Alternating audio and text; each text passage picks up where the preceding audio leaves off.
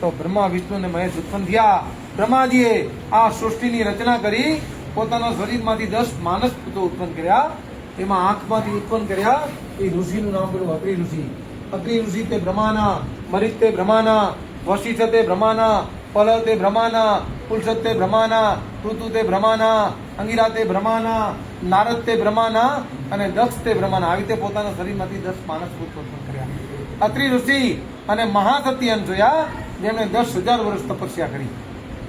10,000 વર્ષ તપસ્યા કર્યા પછી તેમને ત્યાં બ્રહ્મા વિષ્ણુ અને મહેશ ત્રણેયના અંશ અવતાર 3 દીકરાના જન્મ થયા.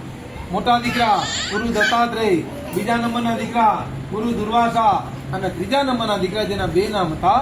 એક નામ હતું સોમદત્ત અને બીજું નામ હતું રાજા ચંદ્ર. ત્યાંથી આપણો ચંદ્રવંશનો કેળવાયેલો.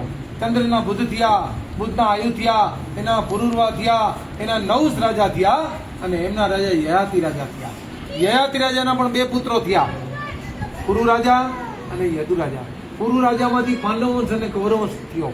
આગળ જતા એમાંથી ગોહિલ વંશ અને તુવર વંશ કે જે વંશની અંદર રામદેવ પીરે જન્મ લીધો તે પણ ત્યાંથી નોખો પડ્યો. અને યદુ રાજા ત્યાંથી આપણો યદુ કુળ કહેવાનો.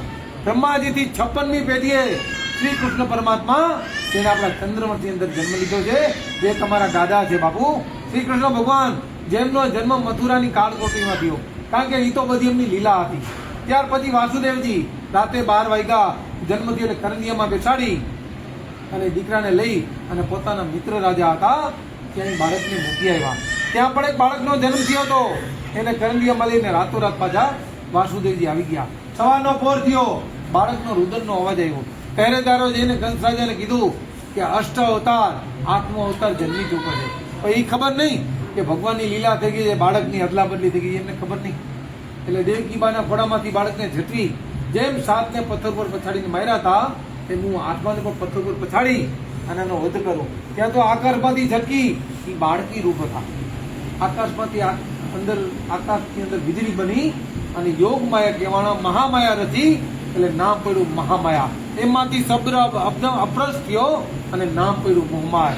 ત્યારથી કૃષ્ણ ભગવાનના ચંદ્રના વખતથી આપણા કુળદેવી મોમાઈ કહેવાના. એને પેલા આપણા કુળદેવી અંબાજીમાં હતા. શ્રી કૃષ્ણ ભગવાનના બાલમોહરા પણ અંબાજી ઉતરા હતા. અંબાજી એટલે 51 શક્તિપીઠમાંનું એક પીઠ. જ્યારે શિવના પત્ની ત્યારે દેવ ગયા એટલે શિવ ક્રોધે વ્યાપી ગયા.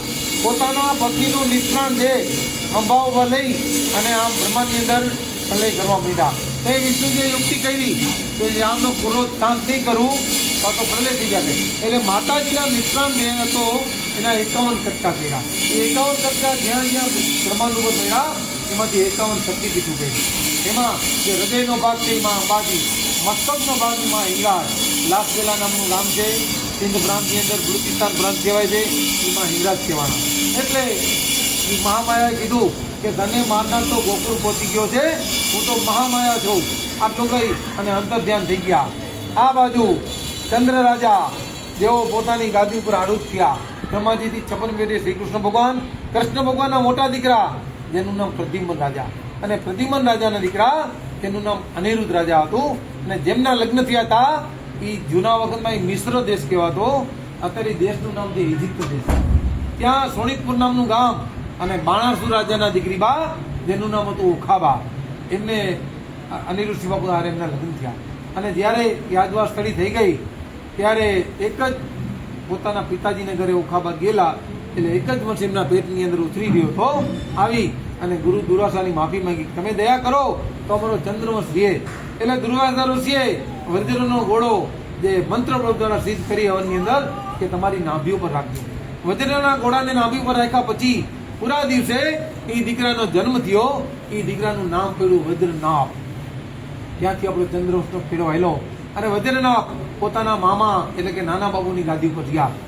1 પેઢી 2 પેઢી નહીં પણ 82 થી 84 પેઢી આપણા વડીલો ઇજિપ્ત દેશની અંદર રાજ કર્યું.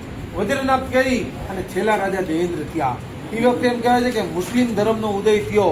મુસ્લિમ ધર્મના ફેલાવવા માટે એ દગેથી રાજા દેવેન્દ્રને માર્યા. પણ રાજા દેવેન્દ્ર મહાન પરાક્રમી હતા.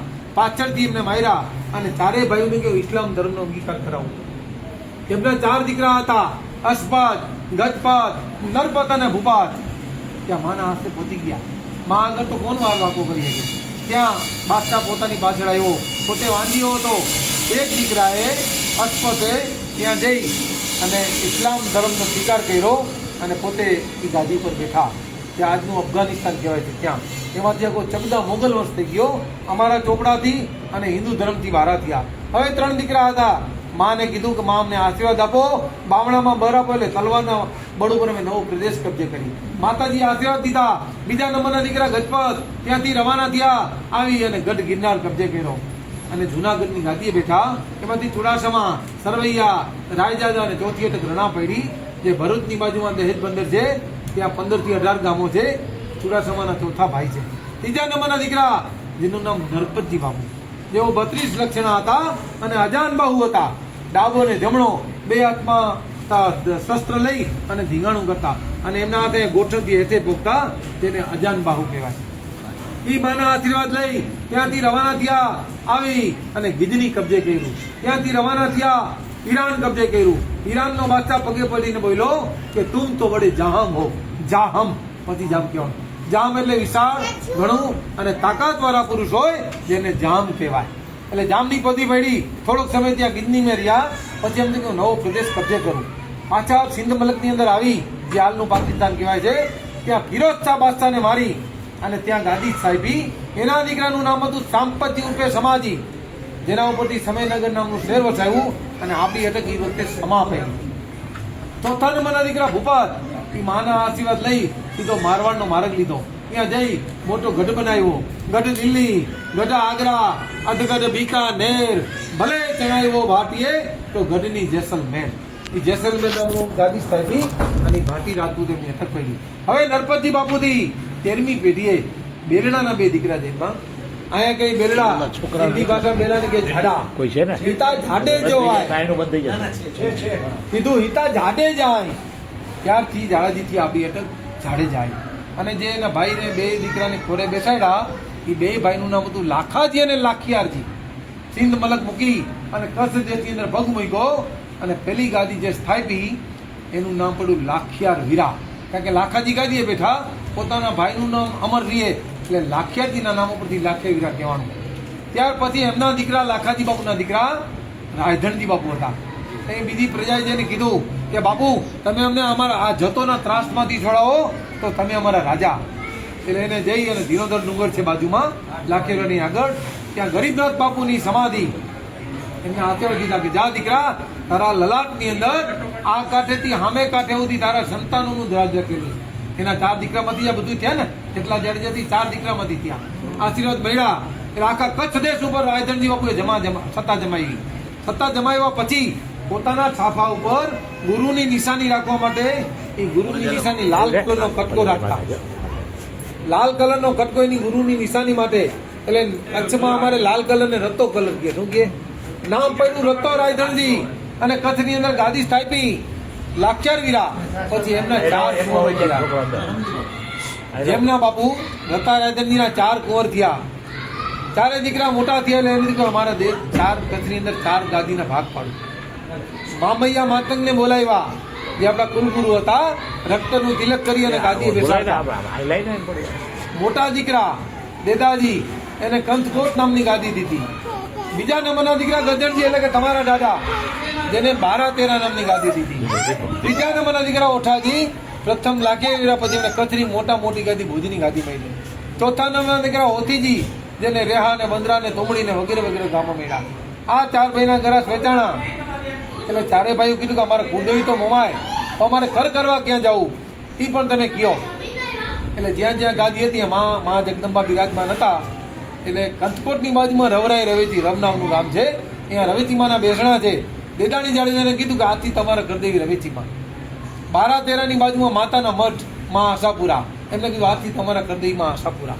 ભુજની બાજુમાં રુદ્ર માતા રુદ્રાણી જાગીર કહેવાય, જે ભુજથી 15-20 કિલોમીટરના અંતરે છે. ભુજ ભાઈને કીધું આજથી તમારા કરદેવી રુદ્રાણી માતા. અને હબાઈ નામનું ગામ છે અને ધાર ઉપર માતાજી બેઠા છે, જેનું નામ છે હબાઈ ઉર્ફે વાઘેશ્વરી. એટલે હોથી જાડેજાને કીધું આજથી તમારા કરદેવી હબાઈ ઉર્ફે વાઘેશ્વરી. આ 4 જાડેજાના ભાગ પડ્યા. એમાં મા જગદંબાની કૃપાથી એટલો પરિવાર વધ્યો, જેમાં જાડેજાની અહીંયાથી પેટા અટકું ચાલુ થયું.